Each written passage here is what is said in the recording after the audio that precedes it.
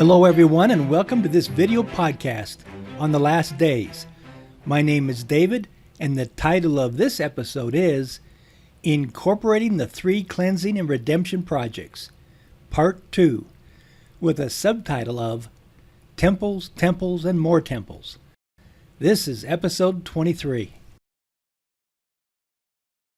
To pick up where we left off in our last episode, episode 22, let me diagram out one of our main arguments, and that is this, that there is not one but two ways of gaining an intelligent opinion on when the Lord will come again. The first way is by our looking to signs yet to be fulfilled before the coming of the Lord. The reasoning in this case is straightforward. The more signs of the times we see fulfilled, the closer we believe we are to Christ's second coming. The second way is by our looking to work yet to be done before the coming of the Lord. The reasoning here is also straightforward. The more work that remains to be done before the coming of the Lord, the further out we believe the second coming to be. These two ways of gaining an intelligent opinion on when the Lord will come again do not contradict but complement one another, with the first way giving us a sense of how really close we are to the second coming of the Lord, and the second way reminding us of how much work remains to be done before that can happen. The first way of gaining an intelligent opinion on when the Lord will come again I have called a dialed-in approach, and is the reason for making available a template with its prophetic themes and markers. The second way I have called an overarching approach, based on the rationale of prophetic phases and projects. Now, for those questioning the rationale of the second way of gaining an intelligent opinion on when the Lord will come again, I would only ask you to reconsider President Russell M. Nelson's remarks when speaking of the second coming of the Lord, wherein he noted that there is much work that needs to be done before that can come. Now, the point is that if we are to avoid a myopic or nearsighted approach to the second coming of Christ, we need to take seriously both approaches, the dialed-in and overarching approaches to these last days and the coming of the Lord. This means that if you are to have an intelligent opinion on when the Lord will come again, you must stop and take into consideration both the number of signs yet to be fulfilled and the amount of work that remains to be done before that can happen. And so, this last point takes us back to our last episode and to an emphasis on the two overarching approaches and the work that remains to be done before the coming of the Lord. The first of these two overarching approaches to the last days and the second coming of Christ was our reference to the four phases of the gathering of Israel, which we covered in our last episode. And the second of these two overarching approaches was our reference to the three cleansing and redemption projects, which we will reintroduce in this episode. And in addition to that, we will end this episode by incorporating these two overarching approaches together into one prophetic timeline, in order to show you how and where in the timeline they line up with one another. But first, let's reintroduce you to the three major cleansing and redemption projects. I first introduced these three major cleansing and redemption projects in episode 15. But at this point, I want to re-emphasize a few critical points pertaining to these cleansing and redemption projects. First, that the three appearances of Christ, first among the saints, then among the Jews, and finally to the whole world, are central to each of these cleansing and redemption projects. And as to the cleansing part of that redemption, the saints are to be cleansed by judgments, the Jews are to be cleansed by judgments, the wicked are to be destroyed by judgments, and the earth itself is to be cleansed by judgments, including a baptism by water at the time of the great flood, and a baptism by fire at the time of Christ's second coming in the clouds of heaven.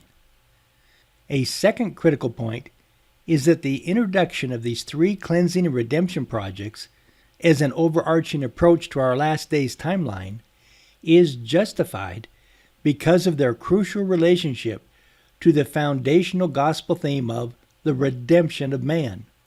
So let me explain. In order to establish a doctrinal foundation for our three cleansing and redemption projects, we need to begin with the foundational gospel theme pertaining to the redemption of man, and which are explained in two scriptural passages, Mormon chapter 9, verse 12, and 2 Nephi chapter 2, verse 6, which read, "Behold, he created Adam, and by Adam came the fall of man. And because of the fall of man came Jesus Christ, even the Father and the Son. And because of Jesus Christ came the redemption of man. Wherefore redemption cometh in and through the Holy Messiah, for he is full of grace and truth." It is scriptures such as these that lead us to our third article of faith, which reads, "We believe that through the atonement of Christ, all mankind may be saved by obedience to the laws and ordinances of the gospel." Now this foundational gospel theme pertaining to the redemption of man falls neatly into two categories: the redemption of the living and the redemption of the dead. And due to the nature of this redemption and to the relationship between the living and the dead, gives added emphasis to the subtitle of this episode, which calls for temples, temples, and more temples. For as we shall soon see, there can never be too many temples, not with the enormous work that lies ahead of us in this last gospel dispensation.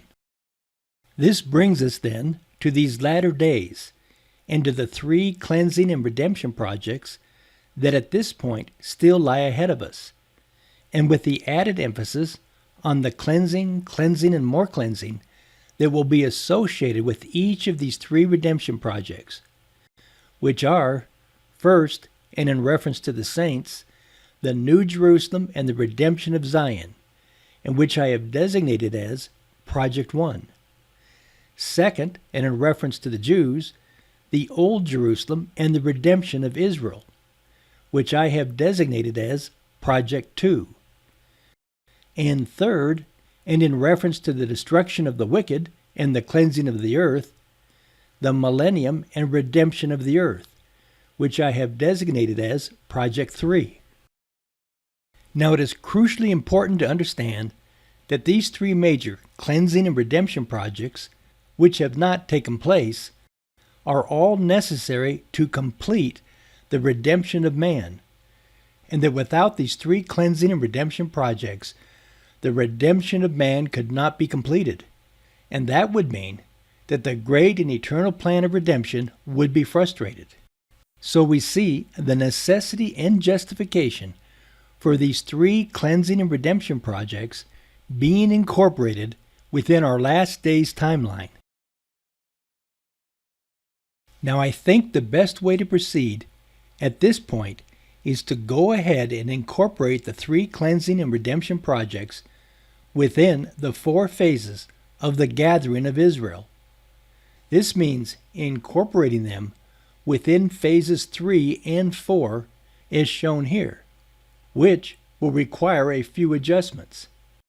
Our goal, nonetheless, is to take these two timelines and overarching approaches and combine them into one overarching prophetic timeline. Here then is our last day's prophetic timeline, which I have prepared in advance, knowing how many prophetic themes and prophetic markers there would be.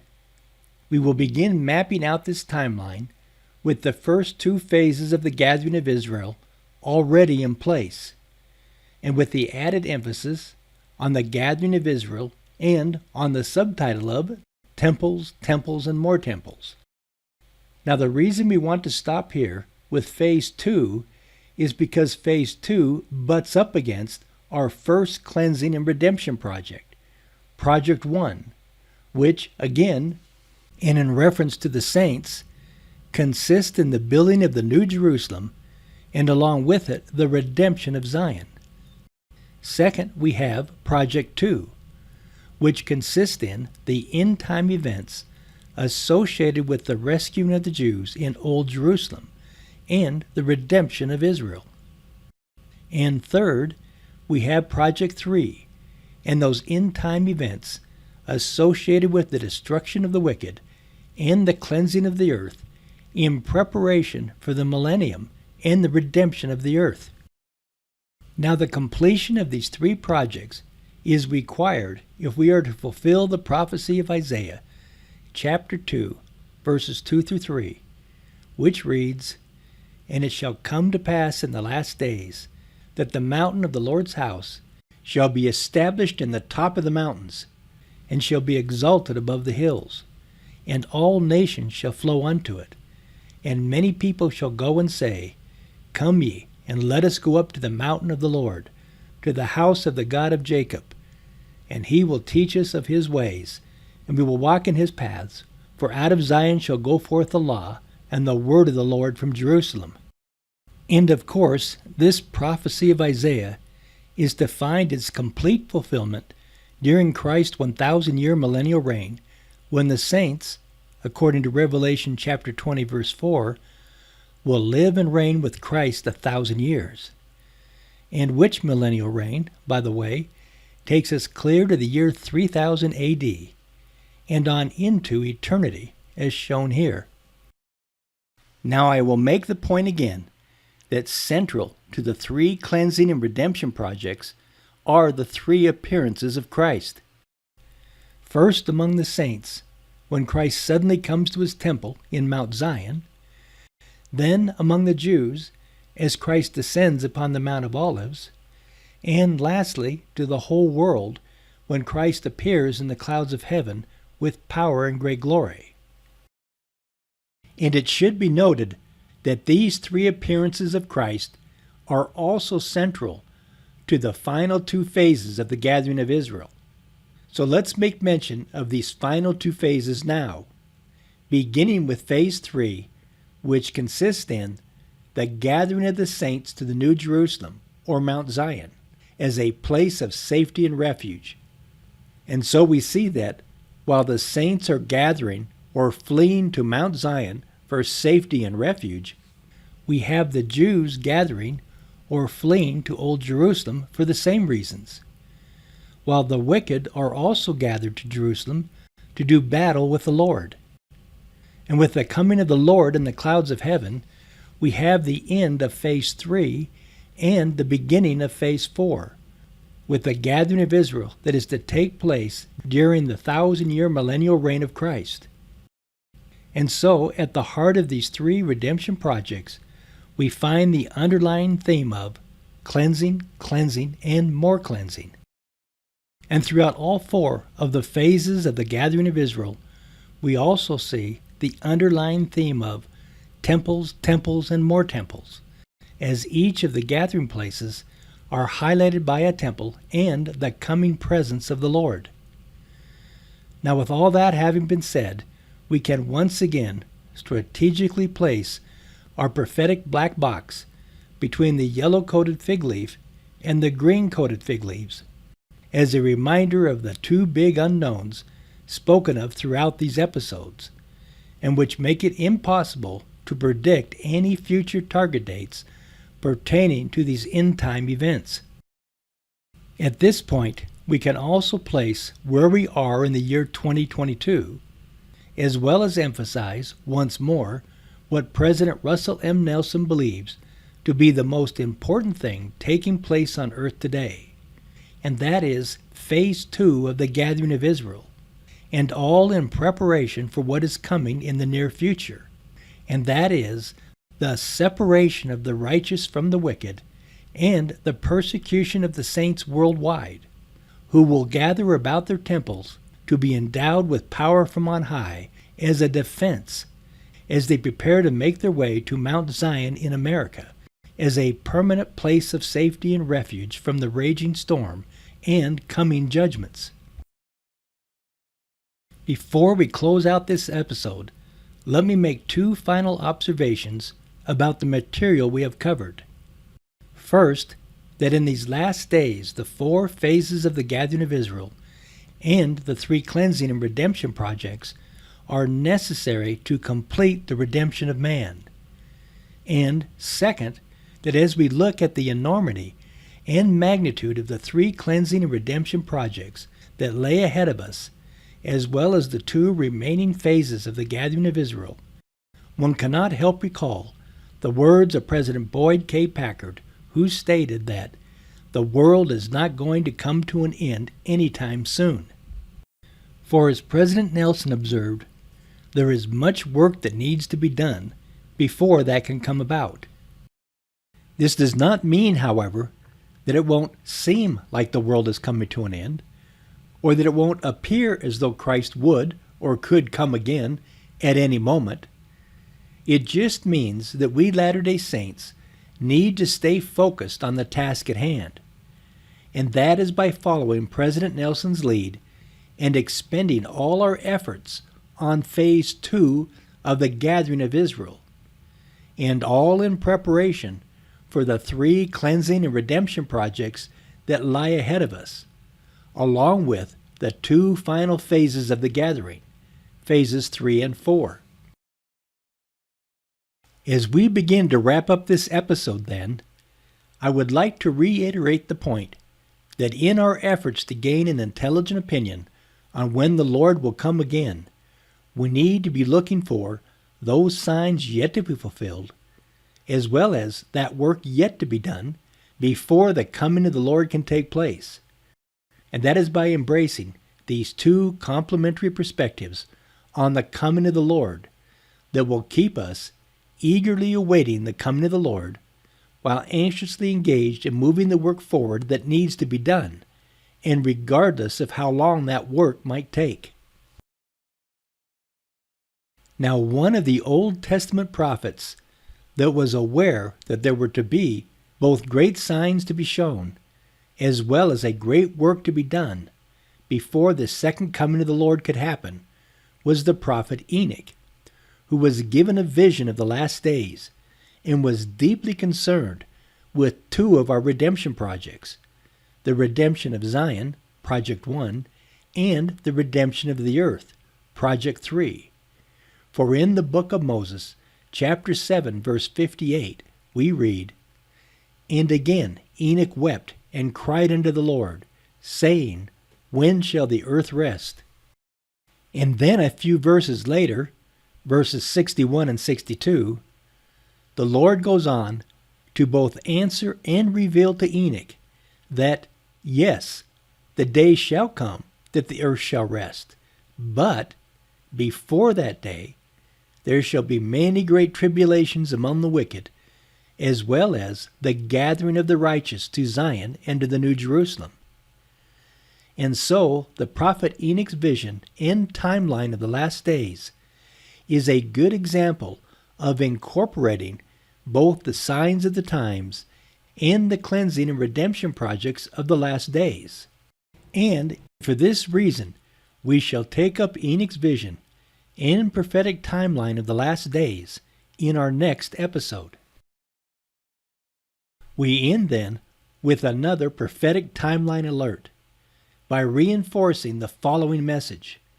That is, that we should all take into account that in these end times there are great signs to be shown and a great work to be done, and that an intelligent opinion on when the Lord will come again requires considering and taking seriously these 2 complementary and equalizing perspectives. As mentioned, our next episode, episode 24, will zero in on Enoch's vision of the last days and is titled Enoch's Prophetic Timeline of the Last Days, with a subtitle of Tribulations, Tribulations, and More Tribulations. Thank you for watching. Push the like button if you enjoyed this episode, and be sure to push the subscription button. Until next time, stay vigilant, for you know neither the day nor the hour of his coming.